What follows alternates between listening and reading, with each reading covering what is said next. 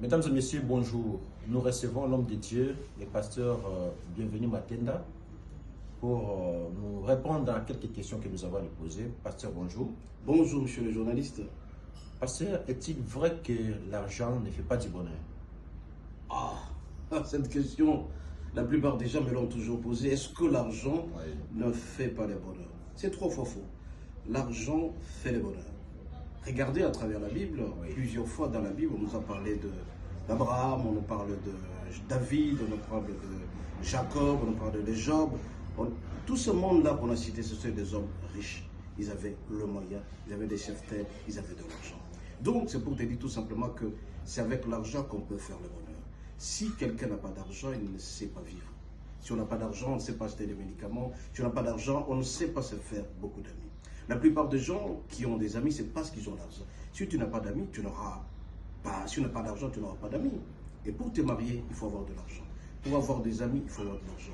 Pour acheter des médicaments, il faut avoir de l'argent. Tout ce qu'on peut faire à travers le monde, actuellement, il faut avoir de l'argent. Même pour te faire aimer par ta femme, il faut avoir de l'argent. Même ta mère, pour pouvoir t'aimer, tu dois avoir de l'argent. Et donc la plupart des personnes se trompent en disant que l'argent ne fait pas le bonheur. L'argent fait le bonheur.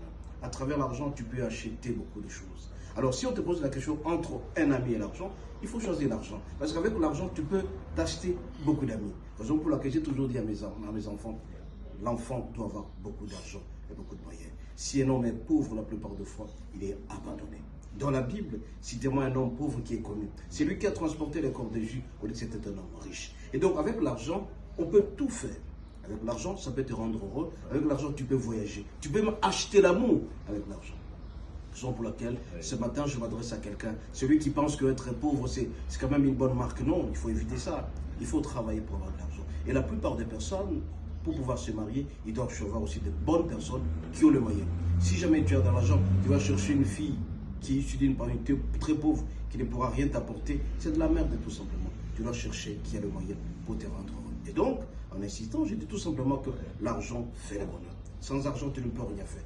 Alors, il faut travailler pour avoir de l'argent. On ne dit pas qu'il faut aller chercher l'argent par n'importe quel moyen, et tu dois avoir de l'argent.